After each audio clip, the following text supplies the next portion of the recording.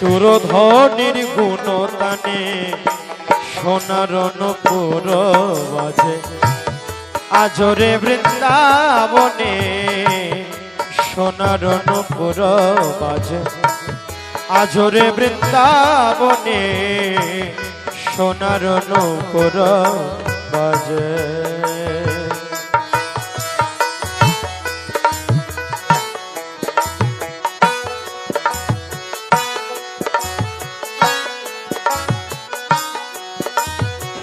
রাধে রাধে মিত্র, ধাম সেবা করতাম চ্যানেলে আপনাকে অনেক অনেক স্বাগতম। রাধে রাধে সবনকু। তো মিত্র, বৃন্দাবনের বর্তমানে পরিস্থিতি কেমন চলছে চলুন সেই নিয়ে কথা বলি। আর হ্যাঁ, গতকালকে মানে তার এর আগে আর কি আমাদের রাধাকুণ্ডের কীরকম অবস্থা ছিল সেটি জানাবো, আপডেট জানাচ্ছি, অনেক কিছু আপডেট দেওয়ার আছে। আর বৃন্দাবন ধামের ভিডিও অনেক দিন পরে কিন্তু এই চ্যানেলে আসলো। এরপরে কিন্তু আরও এপিসোড আসবে অন্যান্য ধর্মীয় স্থানের। মানে কি, মানে অনেকেই দর্শন করতে চেয়েছিলেন হলো আমাদের প্রভু শ্রী রামচন্দ্রের পুত্র লব আর কুশ তারা জন্মগ্রহণ কোথায় করেছেন, তাই না? এবং মাতা সীতা যে আছে উনি বাল্মীকি ঋষির আশ্রমে আশ্রয় নিয়েছিলেন যখন ওনাকে অযোধ্যা থেকে বের করে দেওয়া হয়। তো সেই স্থান কোথায় সে নিয়ে কিন্তু ভিডিও আসছে। তো চলুন এবারে আজকের আপডেটটি আমরা শুরু করি এই গিরিরাজের পরিক্রমা থেকে, গিরিরাজের তট থেকে।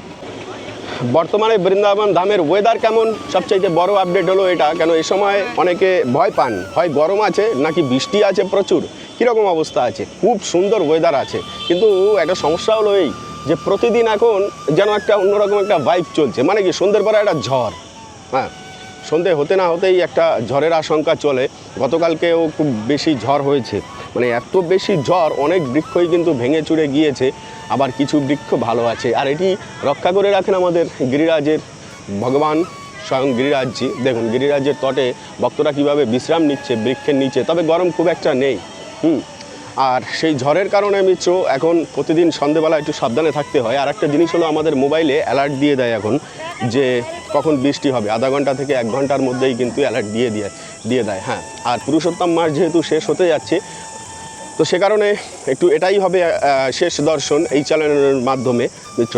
হ্যাঁ, আর আমাদের গিরিরাজজিকে দেখুন, এই যে এখানে বসে আছে কত সুন্দরভাবে, সরি বাম হাত দিয়ে দেখালাম, এগুলো আমাদের গিরিরাজ মহারাজ এমনভাবে খুব সুন্দরভাবে মুস্কি হেসে বসে আছে বৃক্ষের পাশে। আহা, একদম হৃদয় শান্ত হয়ে গেল দেখে। মানে নেত্র ভাই, ব্রজধামে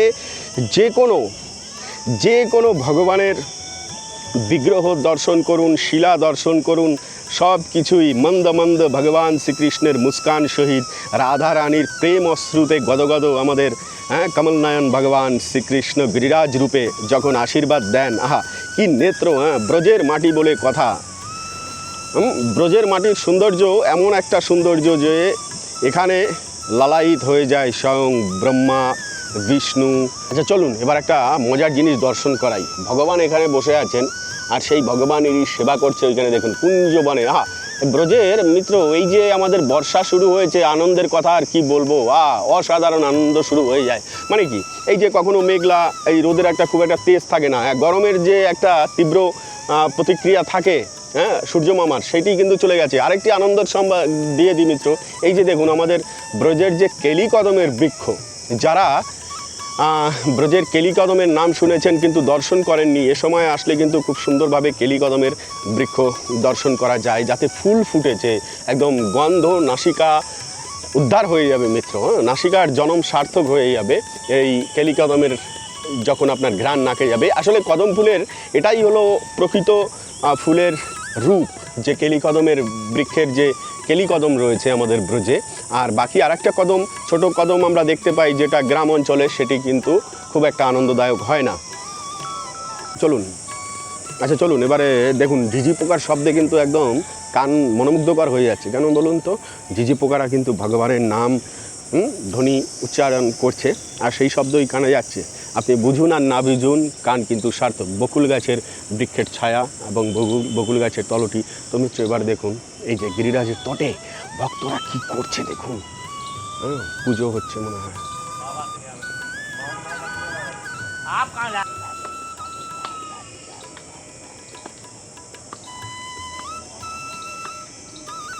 তো মিত্র, এখানে ভগবান গিরিরাজের পুজো করছেন, এত সুন্দর করে গিরিরাজ মহারাজের সেবা করছেন।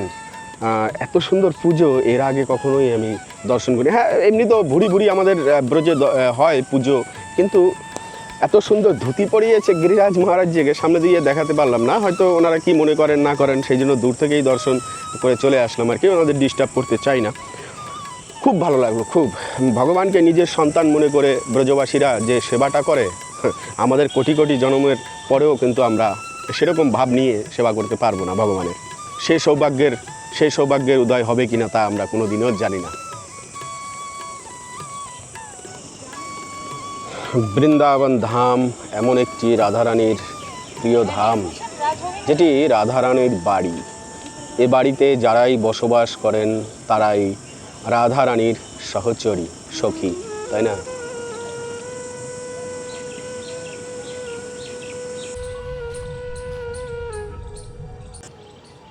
তো ভগবান শ্রীকৃষ্ণের নিত্যধামে তার সহচরীরা এখনও দেখুন ব্রজের সেবা করে যাচ্ছেন, এবং ব্রজে যে কি সুখ তারা খুঁজে পাচ্ছেন। আর তাদের দর্শন, মানে রাধারানীর সখীদের দর্শন হয় কি না দেখুন, বনের মধ্যে দূরে লক্ষ্য করতে পারছেন। হ্যাঁ, এরকমই গিরিরাজের তটের উপরে নির্ভর ছিল একটি সময় ভগবান শ্রীকৃষ্ণের সব ভক্তরা। যখন দাপর যুগেও এই গিরিরাজকে পূজা করতে এসেছিলেন, তখনও কিন্তু এরকম দৃশ্য দেখা যাচ্ছিল। তো কখনো কখনো এই দৃশ্য দেখে মিত্র মনে হয় একটাই কথা, যে সেই দৃশ্যর মধ্যে, মানে দাপর যুগের দৃশ্যর মধ্যে আর আজকের এই দৃশ্যের মধ্যে পার্থক্যটা ঠিক কী রয়েছে। আপনিও একটু কমেন্ট করে বলতে পারবেন মিত্র, যে কি পার্থক্য আছে।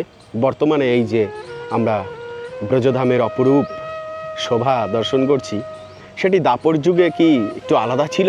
কেমন ছিল সে সময়ের? হ্যাঁ, তবে অবশ্যই শাস্ত্রে তো বর্ণিত রয়েছেই যে কেমন ছিল, তা বিভিন্ন গ্রন্থ অধ্যয়ন করলে জানতে পারা যায়।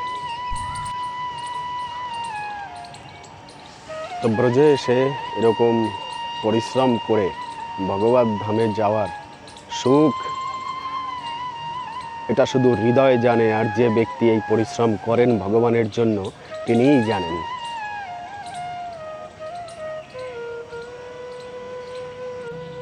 তো অনেক সময় কি হয়, অনেক পুলিশ, আর্মি বা যে কোনো বিজয়ের জন্য আমরা যখন কোনো কাজ উদ্ধার করার জন্য প্রস্তুতি নিয়ে আগে বাড়ি, ধরুন আর্মিতে যারা চাকরি করে তারা তার বন্দুক কামান আদি নিয়ে যখন আগে বাড়ে, তখন সে বিজয়ী হয়।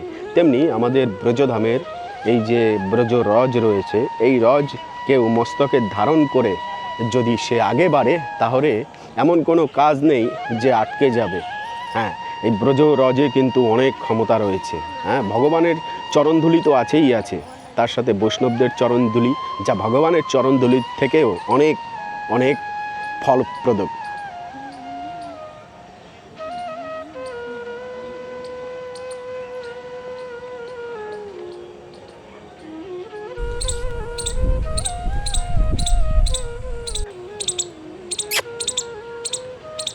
কি বলবো মিত্র, আনন্দের কথা।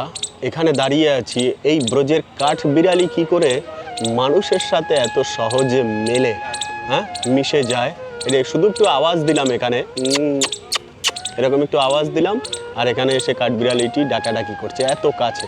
তো মিত্র, এর রহস্য কি জানেন তো? এর রহস্য হলো এটাই, যে ব্রজের যত জীব রয়েছে এত মানে মিশুকে, হ্যাঁ, তার কারণ হলো এনারা কিন্তু এরকম সন্ত মহাত্মা, যারা এই ব্রজে বাস করেন। অনেক ভজনেও শুনেছেন যে ব্রজের একটি জীব, পিপিলিকা, বৃক্ষ, তরুলতা বা ব্রজের কোনো কীট পতঙ্গ হওয়ার জন্য বড় বড় মুনি ঋষিরা তপস্যা করেছেন, ভগবানের কাছে আর্তনাদ জানিয়েছেন যে প্রভু বাস দাও ব্রজে, এবং ব্রজের কোনো বৃক্ষের শুকনো ডাল হিসাবেও পড়ে থাকার সৌভাগ্য যদি হয়, সেটাও অনেক বড় ব্যাপার। আরে এখন তো প্রায় মিত্র দুপুর হয়ে এসছে, কিন্তু এই যে ভক্তরা পরিক্রমা দিচ্ছেন, হ্যাঁ, দূর দূরান্ত থেকে এসেছেন, পরিক্রমা দিচ্ছেন, কিন্তু এনাদের ভোজনের ব্যবস্থা কোথায় কি হবে বলুন তো দেখি। হ্যাঁ, এই যে বৃক্ষের নিচে শুয়ে রয়েছেন কত ভক্তরা, তো এনাদের ভোজন করতে হবে না?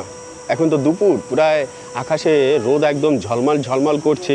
গতকালকে বৃষ্টির হবার পরও কিন্তু কারো ভোজনের চিন্তা আছে কি? নেই, আসলে নেই। ভগবানের ধাম সুন্দর এই নগরীতে যখন আসে, মানে কি সবুজের নগরী, তো তখনই ভগবান শ্রীকৃষ্ণ সবাইকে প্রসাদের ব্যবস্থা করে দেন। ভান্ডারা চলতেই থাকে আমাদের ব্রজধামে, সবাই সেই ভান্ডারা গ্রহণ করেন এবং পরিক্রমা দেন। কেন কি ভগবানের জন্য যদি কেউ পা বাড়িয়ে দেয়, ভগবান তার সেই পায়ের তলে হাত বাড়িয়ে দেয় তাকে উদ্ধার করার জন্য।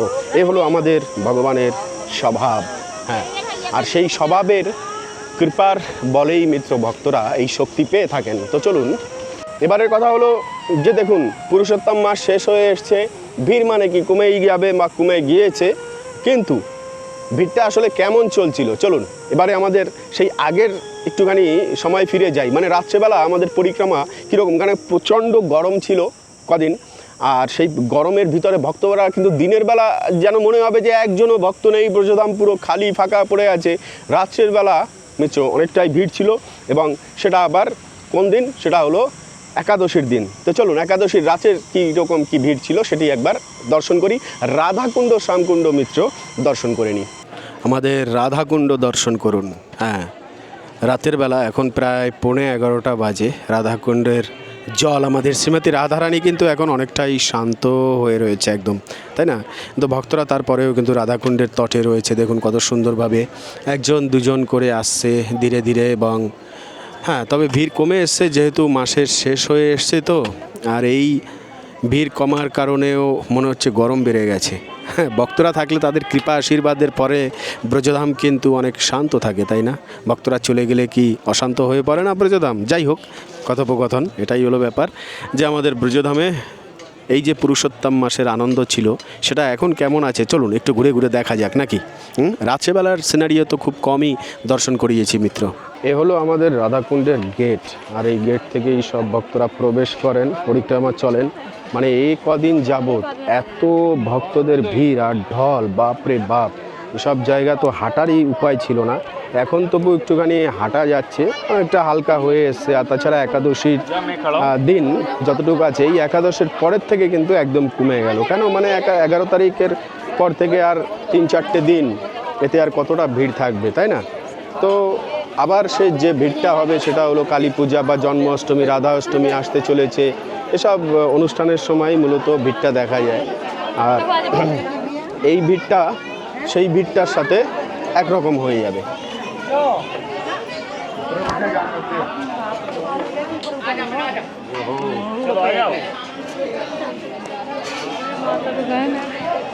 তো গতকালকেও মিত্র এই পরিক্রমা রোড দিয়ে, রাধাকুণ্ড দিয়ে কিন্তু পরিক্রমা দেওয়া যায়নি, মানে দিয়েছেন এত, মানে আপনি যে তাড়াতাড়ি করে যে পরিক্রমা দিয়ে ফেলবেন সেটা কিন্তু গতকালকে রাত্রেও অনেক কঠিন ছিল, আজকে কতটা হালকা, তাই না?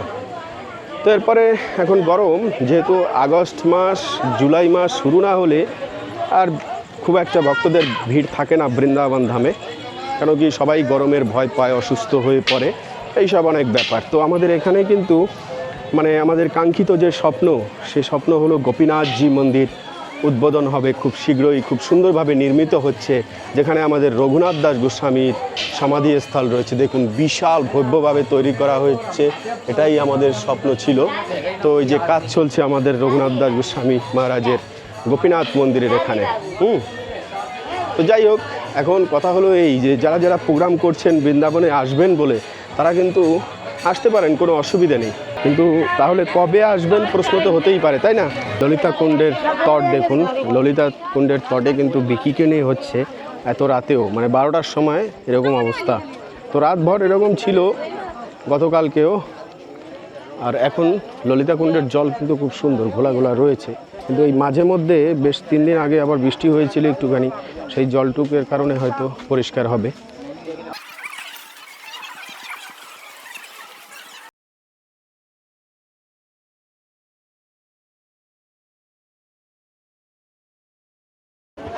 দেখুন এখন গাড়ি নিয়ে বেরিয়েছি মোটামুটি, এবারে দেখুন বা ভেবেছিলাম তো ভিড় তো খুব একটা নাই, এ কি রাত বেশি হলে ভিড় বাড়ে নাকি? অবস্থা দেখুন তো, আরে বাবা, এবার একটু মাঝখানে ঢুকে যাই।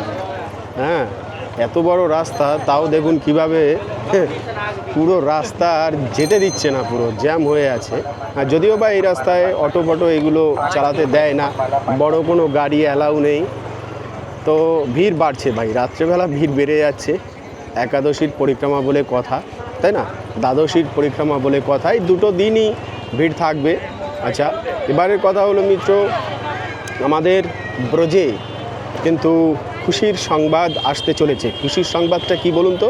সেটা হলো করিডোর তৈরি হচ্ছে। জানেন যে কেশিঘাটের নিকটেই ঘাট তৈরি হচ্ছে, অনেক ভক্তরা ইতিমধ্যে দর্শন করেছেন। মানে কত সুন্দরভাবে তৈরি হবে, হ্যাঁ, আমাদের ব্রজধাম, তখন চিনতে পারবেন না সত্যি। আর এই বৃন্দাবন থেকে একটা কথা বলে রাখি মিত্র, সবাইকে অবগত করে রাখি, আর পুজোর সিজন আসছে বা অকেশনগুলোতে আপনারা ছুটি পেয়ে থাকেন, দেখুন বেশ ভালো ভিড় রয়েছে কিন্তু, হ্যাঁ বেশ। হ্যাঁ, তো এই ছুটিগুলোতে মিত্র আপনি কিন্তু প্রোগ্রাম করতে পারেন, যেরকম আমরা সব জায়গায় এবার থেকে দর্শন করানোর চেষ্টা করছি। মোটামুটি কুরুক্ষেত্র, হস্তিনাপুর, এটা একটা সাইড থাকছে আমাদের, জয়পুর একটা সাইড থাকছে খাটুশ্যাম নিয়ে, গোবিন্দদেবজি মন্দির আদি নিয়ে। আচ্ছা, এদিকে হরিদ্বার, ঋষিকেশ সাইড, সেগুলোও থাকছে পুজোর সময়। সেখানে জানেন আমাদের এক দাদা রয়েছে হরিদ্বারে, আমাদের হোটেল ব্যবস্থাপনা ওখানে রয়েছে, কোনো অসুবিধা নেই, সবাই প্রোগ্রাম করতে পারেন এবারে পুজোর সময়। তবে আগে থাকতে যোগাযোগ করতে হয়। দেখুন অবস্থা ভাই, কি করে যাব, হ্যাঁ, বাড়ি অবধি তো পৌঁছাতেই পারবো না। আজকে ভেবেছিলাম যে না, মাস শেষ হয়ে গেল, পুরুষোত্তম মাস, এবারে তো আর খুব একটা ভিড় হবে না, কিন্তু তারপরেও কী অবস্থা রে বাপ রে বাপ। এই এবার একটু যদি একটু ফাঁকা পাওয়া যায়, গাড়িটা যদি একটু টানা যায়, ঠিক আছে, তাহলে যদি একটু যেতে পারি। তো যাই হোক, এই প্রোগ্রামগুলোর জন্য অবশ্যই যোগাযোগ করবেন। আরও দ্বারিকা, নাসিক, চিত্রকূট ধাম সব কিছুই আমরা এবারে পুরো ভারতবর্ষের যত তীর্থস্থান আছে নির্দ্বিধায় প্রোগ্রাম যদি মনে চায় করবেন, তো চলে আসবেন বৃন্দাবন। বৃন্দাবন থেকেই আমরা সব স্থানের যাত্রা করিয়ে দেব, কেমন? আচ্ছা, এবারে অনেকের প্রশ্ন হতে পারে যে প্রভু হাওড়া টু হাওড়া কি প্রোগ্রাম করা যায় না? না, আসলে যে স্পটে আমি নেই, এখান থেকে আমার ক্ষমতা রয়েছে, করতে পারি, কিন্তু সেখান থেকে আচ্ছা দেখুন একটা কথা কি, এই মথুরাতে আসা তো খুব একটা ব্যাপার নয়। দেখুন এখানে আপনার কিন্তু খরচা অনেক বেঁচে যাবে। মানে কি, আপনি ভারতবর্ষের মিডিলে চলে আসলেন, হ্যাঁ, এবার এখান থেকে যে খরচাটা হবে সেটা কিন্তু একটা এজেন্টের মাধ্যমে সেই স্থান থেকে, মানে কোথায়, হাওড়া স্থান থেকে বা পশ্চিমবাংলার যে কোনো স্থান থেকে করা কিন্তু অনেক খরচাদায়ক। হ্যাঁ, বাসের পার্টিরা যারা বাসকে ভালোবাসেন, বাসে করে ভ্রমণ করবেন, তাদের কথা বলছি না, হ্যাঁ, কেন কি বাসের পার্টিরা ভাই আলাদাই হয়, নেক্সট লেভেলের হয় বাবা। বাসে যারা ট্যুর করবেন সে বাজেটের সাথে তো আর আমরা পারবো না। আমরা 4 হুইলার গাড়ি বা স্পেশাল একটা ট্যুর দেওয়ার চেষ্টা করি, এই হলো ব্যাপার। দেখুন এখানে ভিড় দেখুন, মানে সারা রাত ধরে। এবারে আপনি মনে করতে পারেন এটা বোধহয় 1-2 ঘন্টার একটা পরিক্রমা হচ্ছে, না মিত্র, 21 কিলোমিটার সারা রাত ধরে যদি এরকম পরিক্রমা চলতে থাকে, হ্যাঁ, কীরকম লাগে, কত সুন্দর লাগে। মানে ধরুন আমাদের এরকম 12 মাসই দুর্গাপূজা, হ্যাঁ, আমরা যেরকম কলকাতায় দুর্গাপূজার আনন্দ করি না, রাতভর 3 দিন 5 দিন 7 দিন ধরে, বাস এরকমই। আর আমাদের এই ব্রজধামের বেনিফিটস হলো এটাই যে সারা বছরই এরকমভাবেই কিন্তু দর্শন হতে থাকে। এবার দেখুন স্কুটির লাইটেই শুধু দেখা যাচ্ছে ভক্তদেরকে, হ্যাঁ। তো কারেন্ট চলে গেল, ব্রজে একটু গরমের সময় কারেন্ট যায় আর কি, সেটা বলে রাখা ভালো। তবে তাতে কোনো অসুবিধা নেই, আরও বেশি আনন্দ লাগে ভক্তদের হৃদয়ে। এই যে আবার চলে এসছে, টুকটুক করে এরকম যাবে আর আসবে। কী হয় জানেন একটা জিনিস, যে ঘরে যদি কারোর এসি চলে, তাহলে টুক করে এসিটা বন্ধ হয়ে যাবে, ফের স্টার্টিং নিতে সময় লাগবে, বারবার একটা ইরিটেট। তো যাই হোক, প্রায় আমরা বাড়ির কাছে চলে এসেছি। তো মিত্র ইতিকথা এটাই বলবো যে আসবেন ব্রজধামে, দর্শন করবেন। আর এবার কার্তিক মাসের প্রোগ্রাম যদি কারোর থাকে, আগে থেকেই একদম, ট্রেনের টিকিট 2 মাস আগে হয় ঠিক আছে, কিন্তু রুম বুকিং কিন্তু এখন থেকেই আমাদের শুরু হয়ে গেছে। মানে 18ই অক্টোবর, মানে 29 অক্টোবরের রুম বুকিং এখন চলে এসছে। চিন্তা করুন, তাহলে সে সময় আর রুম দেওয়া সম্ভব হবে না, এখন থেকেই বুকিং আসা শুরু হয়ে গেছে। তো যাই হোক, নভেম্বর মাস সবচাইতে বেটার, কার্তিক মাসে ভিড় এড়িয়েই সবাই আসুন, সেটা সবচাইতে ভালো হবে, কেমন? আর ভক্তরা যারা ভজন করবেন তাদের তো আসতেই হবে, রুম নিয়ে কোনো মেটার নেই। এরকমভাবে রাস্তায় বিভিন্ন জায়গায় রাত কাটিয়েও কিন্তু ভক্তরা পরিক্রমা দেন এবং ভজন ভক্তি করেন। তো দেখুন, মনে যদি উৎসাহ থাকে তাহলে কিন্তু ব্রজধাম দর্শনের কোনো প্রবলেম হয় না। উৎসাহটাই হলো বড় কথা, শ্রদ্ধাটাই হলো বড় কথা। चरण सेवा, हाँ? तो चरण सेवा के साथ पानी सेवा भी रखती है। आज वजन सेवा कहाँ है? अरे तो वजन सेवा बहुत दिन हो गया, वजन नहीं करा रहे हैं। हाँ? अरे पूरा करते करते ही जो हमारे धागे जी है, इन्होंने चरण सेवा सबको देते हैं। हाँ, सबको बता दूँ, निःशुल्क शुल्क तो देना पड़ेगा। शुल्क देना पड़ेगा, हाँ, तभी जाके चरण सेवा होगा। और धागे जी का रिश्तेदार आ गए हैं बगल में। তাহলে মিত্র, আজকের এই ভিডিওটি এই অবধি। পরবর্তী ভিডিওতে আবার আপনার সাথে দেখা হচ্ছে, কথা হচ্ছে, আবার এই ভক্তদের দর্শন হচ্ছে।